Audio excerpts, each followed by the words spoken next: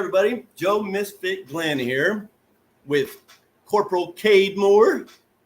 Okay, let's wait for a few people to come on in, and then we'll get after it. What's up, Bryant? Nice to see you, my man. Oh, yeah.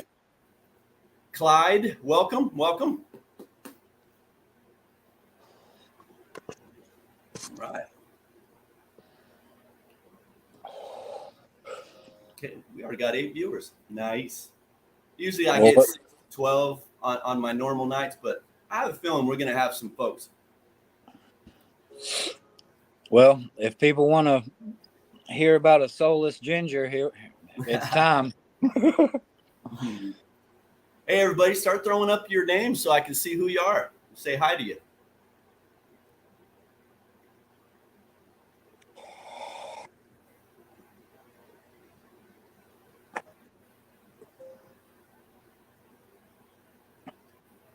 All right. We dropped off a few people. What's going on? Maybe they bounced out to fix their names, huh? I didn't think I was that ugly. Damn. It's me, bro. I promise. I'm almost there. You are. I see it. Look Well, good, see, man. what's weird though, I've been growing this thing for 3 or 4 years, bro, and this is as long as it gets. It don't go no further. This is about the longest I've ever had it. Yeah. Well, shoot. People just keep dropping off. So you know what? We're just going to go ahead and get after it. All right. Well, guys, welcome to the show. This is something that I was hoping to Clyde says we ain't seen his mug yet. That's a good one. All right, so we're trying to start off the show, man. We want to showcase our veterans, okay? We want our veterans to come in here and tell us your stories, man. You know, I sit back and I think of a lot of good stories I had in the military, and everybody seems to love to hear them. I want to hear your guys' stories. I mean, you know, I want to build you up. I want you guys to be proud of your service, all right? Because, I mean, if you can't be proud of something that only 1% of the population wanted to do, man, there's a problem there, okay? But anyway, so without further ado, and I'll come back to what we're trying to do here, but for now, I want to introduce you to Cade Moore. Cade's a moderator for us. You know, he vets, you know, you guys coming in, and he helps us with questions and whatnot, you know, for that you guys may be asking. So go ahead, Cade. Tell everybody about yourself, man. Okay, well, my name's Cade. I was made it to the rank of corporal in the military. I was with 615th and 527th Military Police Battalion, mainly stationed out of Grafenwehr, Germany. But I spent my time in an outpost unit in a garrison community in Kaderbach or Ansbach, Germany, which is southeast Germany. Sweet, man. And I did 4 years there before I ended up ending my service. So I only spent like 2 weeks in Germany, but that was after I had gotten hurt and flew from Afghanistan to Germany and stayed there for a little bit. But I think it was Ramstein, or does that sound right? Yeah, Ramstein. Ramstein. If I remember correctly, Ramstein is like the big air base that's up there. Yeah, I don't know. I was just there all beat up, and so drank a lot of beer though. Drank a lot of beer. I did some time there after my injury too, as well, before I came home. But yeah. Anyway, so check it. While you were over in Germany, I understand that you got to work with the German Army. How was that, bro? Yeah, that was actually pretty crazy. Those guys are a lot of fun. Most of them speak a bit of English. Some of them don't. But we got to do some really cool stuff. We got to see, you know, how they operate and their strategies on wartime, and, you know, going into buildings and the weapons and all the vehicles they had. And it was really fun. We got to play with the German attack dogs as well. They're German police dogs. Nice. Yeah, that was really fun. So we go out to this this tank trail. I can't even remember where exactly it was. I mean, we jumped in our Humvees and we got with them, left the base, so on and so forth. And we get out to this tank trail, live fire range, and they're really not as strict as we are with their ammunition, if you know what I'm saying. Like, Right. Okay. like they just have boxes and boxes of it, and they're just letting people just blow off round after round after round. I mean, we got to shoot some of the German old school rifles from way back in the day, like the ones from the World War One and Two. I Yeah. actually got to hold a real MP40, which I don't Nice. know. Most people have probably never even seen one of those. Probably Uh, not.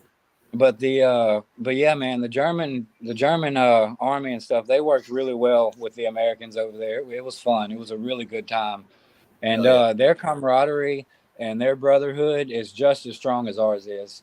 Like you You can know, tell just from being around them, their purpose is the same thing as us. They believe they have the greatest country in the world and they want to protect it, and that's yeah. what all of us do. So Yeah. And it was neat. and I Yeah. I've heard this from other I worked with the Canadian Army, I worked with the Australians, the Brits, I worked with a lot of these folks, and every one of them are like that, and Mhm. it's to be expected, right? When you have a group of people that you eat, bleed, sleep, do everything together for all this time in a country that's dangerous or maybe not so dangerous, but a different country, not your home. Yeah, man, Yeah. you're gonna just build a heck of a relationship. That's awesome.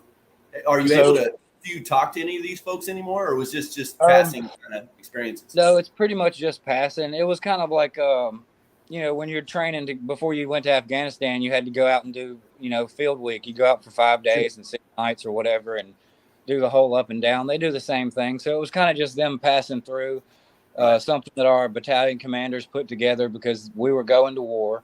We're getting ready to go to Iraq and Afghanistan, Mm-hmm. and this was probably a few months before our shipment to Kuwait, which would have been our stop on the way there.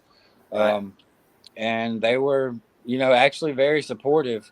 They didn't really give any details on whether or not they wanted to be involved so much with that war. They did have some hands in it somewhere, but like I said, I didn't get details on it. But they're very supportive, and it was. I don't know. I almost say at times I wished I was a German so I could hang out with those guys. But yeah, I wish I I got kept in to. touch with them, but no, it was just a passing through situation for them. I had a run in. I say a run in. I got to meet some German SOF, the Special Operations Force, when I Yeah. was in Afghanistan during Anaconda. Hmm. There was all kinds of special ops people coming in, and I was the Atlas team as the medic, and so I always got to wrap those boys up if their PJs were busy, because the Yeah, PJs yeah, weren't of course. busy, and so yeah. Anyway, I got to meet some of those dudes, and they were pretty hardcore. They were pretty cool, along with the Air Force PJs and the what's the air traffic controllers. Those dudes are Yeah. hard as well. Yeah, so you got to meet a lot more people than I did, but more so than the German army, specifically being garrisoned with an MP. The most fun was when we got to work with the Polizei, Oh, okay. with the German So now, police. right. Okay. So how did they do business? It probably wasn't like we do, a little bit more Oh strict. no, man! The first time I realized that the Polizei was in charge, we were in Nuremberg, and it's a big it's a big party town for Germany. A lot of Americans go there. It may have even been during Oktoberfest, but Oh man. we had to go there and help because there's American soldiers that live in the area. There's American soldiers on that post. So we got to ride in their BMWs, and they don't take shit off of anyone, dude. I Like bet. like we get out there, and if they think something's wrong, they're gonna jump on you in a heartbeat. Like they'll get you. But Yeah. um, but they're really cool too. They loved having the Americans over there. They loved what we were doing for Germany, and they were nothing but cooperative the That's whole for sure. time. But Did you yeah, the get to German do any police were the any? most. Oh, I'm sorry, man. I didn't mean to interrupt you, bro. No, I was Um, just saying, the German police were the most fun. hell yeah. Did you get to do any training missions with them? Anything cool happen like that? Um, Not really. We didn't train with the actual German police too much, but we did get to go to their police stations, and we helped with arrest. Nice. People fighting and whatnot. Specifically, there was a drunk guy at Oktoberfest, and he started mouthing off to somebody in German, and the Polizei was like, "Hey, y'all, come on!" And he pointed at me and my co-partner, and told us to get over there, and we did. And before we knew it, those two guys were scrapping, and we were all throwing hands on the ground, trying to arrest these people, and we got them Yeah. under arrest, hog-tied them, and me and a German Polizei carried this dude, chunked him in the back of the BMW, and off they went to jail. Man, that's So I mean, exciting, man. so seeing law enforcement in other countries was really interesting. Like, it's something Sure. I never imagined I'd be involved in, but the military helped me do that. So For it's an sure. experience I'll cherish for forever, really. Because my grandfather was in the military, my dad was in the military, my mom was in the military. So this was the whole thing for me and my family, is to be in the military. So, Well, hey, thank you and your family for their service, man. That's a hell of an appreciate accomplishment. As a whole crew just dedicated to their country. I appreciate that, man. 100%. I appreciate it too. What's up, Prez? Prez is in here. Nah, nice to see you. And so, what was that? I just said, hey, y'all. And so with all this, man, I mean, military, dude, that I got to do so much cool stuff. We mentioned all that stuff, and we mentioned, like, I mean, we haven't even really got into the real fun things. You probably haven't even remembered them yet, because I've just been starting to remember pieces of little cool things, and I'm trying to get the whole story back. But I'm really hoping that everybody else is saying, I got a story, and wants to come on, because I want to hear them, man. Talking about the cool times, we could talk about the bad times if you need me to, bro. And any of you guys too. We can talk about those. I'd rather do it one-on-one. But here, let's talk about those good times, man, because I seriously miss them, man. I think about them all the time. Like, for instance, I got to do a Spies Fries mission. I don't know if anybody knows what Spies Fries is, but in the air assault community, that's the ones where we rappel out of the helicopters and stuff. Well, it's an insertion and extraction technique where maybe you guys have seen it. The helicopter picks you up on a cord, and there's 6 or 7 guys, maybe 8, that are flying through the air. That's a Spies Fries mission. It's for picking you up out in the middle of the woods. And I'm going to tell you something. That was the coolest experience ever. You would think it'd been noisy, but it was absolutely peacefully quiet, flying underneath a big old helicopter. Anyway, that was a beautiful thing. Wow. I want to hear stories like that, man, because you can't match them, and you ain't going to go out tomorrow and do it, And so, anyway, good times. But so Cade, man, something that I've been wanting you to talk about, bro. Talk to me about what Vetcodes means to you, man. What has it helped you accomplish? Actually a lot, because and not to take anything away from anybody else in the group at all, but number one, my battle buddy in real life and best friend from real life, Sergeant Jeff Poor, who's in our group, he actually got me in touch with Vetcodes. So first of all, thank him. And but other than that, I'm grateful for Vetcodes in many ways, not only for the sacrifices that David and TJ, definitely them two, for putting this whole thing together, but everybody who gets involved and even takes the time to get on Vetcodes, because it's the work you're doing just by talking to people is more important than anything. Sure. Yeah, I agree. And not to bring the mood down, but like I said earlier, that 22 veterans a day thing, it's got to stop. Absolutely. So what Vetcodes has done for me, because, I lost my dad in 2013. I have 2 brothers and a mom, and they all live, separate. And my wife doesn't really have any family. So I don't talk to anybody, hardly. But Vetcodes has gotten me comfortable with communicating to people. Absolutely. Especially people I don't know in the times of COVID and all this other, crazy shit's going on in the world. Because, not to jump off subjects, but I don't even take my kids to the park because of society these days. So just being able to talk to people is the biggest thing. And not only that, I've been able to grow my own garden. I can't afford it. I'm on a fixed income just like everybody else. Yeah. And I've been able to scrounge change here and there to get a bag of soil mix and some mulch, maybe go get a $20 shovel so I can dig this hole. And last year, because of Vetcodes, we had pumpkins for all the kids. We carved pumpkins. We did all kinds of stuff, man. It was a blast. And that's all because of Vetcodes. Oh yeah, man. That's awesome. And I've got my first grow going. For you guys that don't know, I didn't really join the community grow until super late, even though it's not necessarily that one. But point being, it started off rocky, but it's getting there. I've got an auto flower that's about 3 or 4 weeks late for some reason, but I think she's flowering now. And I wouldn't know half the things I know about cannabis and medicine or any of that if it wasn't for Vetcodes. So I'm grateful for the whole thing, really. Yeah, that's awesome, man. That's like for me with Vetcodes, man. I was the same since 2015. I didn't talk to no one. I didn't leave my house. I'd look at Facebook, but I'd never message nobody. I just wanted to see pictures and read funny memes, man. Didn't go anywhere. Luckily, I have a wife that she handles my business, man. Like all the food shopping, anything that is outside of the house, she's on it, and that's just what it's been for many years. But once I met Vetcodes, I don't know what possessed me, but somebody in Vetcodes sent me an invite to our chats, and I joined it. And I sat back and I was kind of like, oh my God, what did I just do? But everybody just kind of like accepted me in. Hey, nice to see you, blah, blah. And I introduced myself and everybody made me feel really comfortable. And I wasn't expecting that, because I'm always looking for the bad, always in a situation. Anyway, they made me feel really comfortable.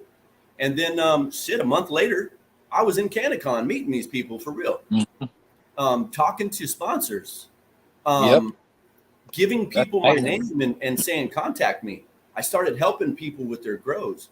And it just seemed like a really good fit, man, because I wanted to teach people how to grow and get off their medicine that the VA's prescribing them, because it's killing you guys. And I'm telling you it is. Right now, I'm telling you, take my warning. I'm trying to get people to go to a natural medicine, and that's cannabis right now for me. Now, that's my goal, and Vetcodes gave me that opportunity. And many more opportunities, if I'm honest. Not to mention, all these new people that I'm meeting.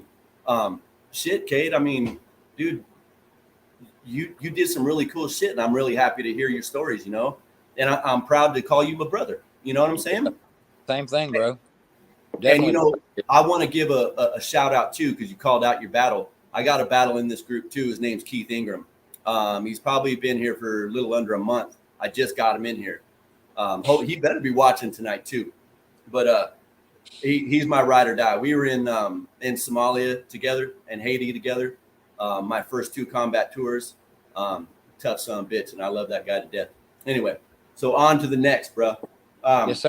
Vetcodes is it's a beautiful thing, and I'm trying to build this community up, and I think you got the same kind of idea, man.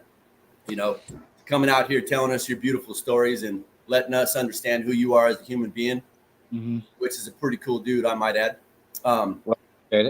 That's a good thing, and I think everybody should feel that way too, honestly. Yeah, and that's what I feel like Vetcodes is all about. I mean, because I don't know if you noticed, but recently when David took all the giveaways away, for that whole situation. But anyway, when he did that, it didn't slow Vetcodes down. No. Like the comments were still beaten on every single post. Yep. People were still posting. I was still involved in video calls during that whole time. So that tells me that at the heart of it, Vetcodes is doing exactly what it's supposed to do. It's building a community of people who care about other veterans and can realize that other veterans need that support system. And it's probably saved more lives than we could account for, to be honest. And I truly do that. I believe Vetcodes is more of a community, all right? Like, not just a free site to get all kinds of free stuff, man, which is great. But this is a community, a place for a veteran to talk to another veteran and understand that we might be in the right headspace for you to talk about your problem or your solution, man. We may need the solution and you may have it, and we may have a solution for you. Those are the things that coming together with like-minded individuals, right, that give a shit about one another. That's the most important part. Meanwhile, we're going to show our appreciation by giving you guys some free stuff to keep your medicine going, But one thing I do need to say, and I know David mentioned it, dude, we're hurting for shipping costs, man. So everybody that watches this, if you got the opportunity, man, we could really, really use your help so we can continue to give free stuff out, free seeds out to veterans, and do all the other things. And so that's the piece I'll stay on that. And don't forget about the waffles too. But anyway, but so what else? What else, Cade? Give me a good story, bro. Give me a juicy one, man. Let's see. I don't know, bro. There's a few of them. I did have some good times in the military. I think one of the coolest things about being a vet is I met my best friend, my battle buddy, in Memphis, Tennessee, at the Med Center. Okay. I've been so long now, I can't remember what they call it. So I saw this guy. We talked, we met, whatever, and then next thing you know, I catch him a few days later, and we're on the same bus, sitting right next to each other. And he's like, "Oh, I'm going to the military," and I was like, "Okay, me too." Blah blah blah blah. So next thing you know, I don't see him for 2 weeks. We get to the 43rd for Fort Leonard Wood. We're finally there, and I bump into him. Long story short, he ends up being my bunkmate the entire time through boot camp, all the way through AIT, all 21 weeks of military police training school in Fort Leonard Wood, Missouri. And then I separated. Didn't see him for 6 years. He did 2 tours in Afghanistan and almost went to Iraq. And he moved back to Memphis, Tennessee, where I ended up a year before I found him. Wow. And he lives about 10 miles from me. Wow, man. That's crazy. My battle too, we have a similar story, but I guess a little different. So in 95, when I had gotten out, so did he. I got out and did construction for a couple years, man. Well, he got out too. We lost contact. Yeah. Right? Since 95. I barely found him like, I don't know, maybe 5 years ago, something like that. So all those years, we didn't know each other were still alive, man. But we found each other, man. It was like it was yesterday, the last time we'd seen each other, and yeah, it's a beautiful thing. Matter of fact, he'll be here on my birthday. He comes down and visits me, and we hang out and tell old war stories, man. Pretty cool. Yeah, one of the funniest stories I think I mentioned to you earlier, I'll tell real quick. We were patrolling one night, and we were probably 8:30 or 9 o'clock at night, I think, me and my partner. So we pull up to the hangar at the aviation unit on Katterbach in Germany. There's nobody around. So we go in the hangar, and we're looking around, just checking things out. And he gets inside this helicopter and shuts the canopy. And lo and behold, he can't get the canopy open. Oh, my God. So now we have an on-duty police officer trapped in an Apache inside a hangar at nighttime on a Tuesday or Wednesday night for no fucking reason. So I had to explain this, and I couldn't get him out. So we called the NCOs, and they ended up having to call I think it was the sergeant major or something like that for that unit. And he sent his guys down there to get him out of the helicopter, and they did. But then he got smoked on the tarmac for about 2 hours. I mean, I got in trouble too, but they made me go back to work. I got in my little police car, and I just went patrolling the neighborhood, did their thing, But he's out there on the tarmac sweating in full police gear at 8:30 because he locked himself in a helicopter for almost an hour. And it's an expensive helicopter too. Yeah, I can't imagine what would have happened if he actually would have started flipping switches. Oh man, yeah, that would have been dangerous, man. But imagine. that 10 or 15 minutes that I was there with him, the first 5 minutes were hilarious, and then I realized the situation. Call the MP station, radio them, and tell them what was going on, and they were pretty. Uh-oh. He'll be right back. There he is. Yep. Sorry, phone call. No worries. So we're coming up on our half hour, and so I wanted to. Hey, Shane is saying thank you for telling your story. It'll be right up there. You see it? That's Shane. Oh yeah, no problem, man. So I wanted to kind of throw out a couple of other things about communication. We're talking about this 22 a day thing, and yes, it has to stop. Building a community is about communication. I want you guys to know that you can contact me anytime, message, If you don't like Messenger, message me and I'll give you my phone number. But I'm here for you guys. And I'm sure you guys are going to be there for me because I may need you someday. All right. Like I hadn't been doing videos because I had a bad run. I had like 4 or 5 days. I needed to take a break because my head just was getting a little bit too out of whack. I know you guys go through these things too, and I'm here for you when you are. Okay. And that includes you, Cade. Come on, man. Yeah, I'm here too, always. Lottie Dottie. And don't think, guys, if there's more than just me, there's a lot of people that are willing to talk to you. There ain't no judgment here. No judgment whatsoever. And I can promise you that 100%. Cool. But, Cade, if you don't have anything else to say, brother, I think we should probably wrap this up, man. It was a good show. Yeah, no, I guess the last thing is I know David always says it, stay lifted, stay safe, and that's the truest thing I can say. I mean, it's take care of yourself and keep in touch with people. And we're always here, folks, too, man. One little disclaimer: don't forget about the waffles, guys. I know most people that are in here probably already did it, but if you guys are looking at this, join that waffle, man. There's some really good stuff. There's a 600 or a 650 R spec from HLG. That's a super expensive light. I think it's like $700 last I checked. And then you got the seed packs. It's like 8 seed packs from, who was that from? From Ethos Genetics.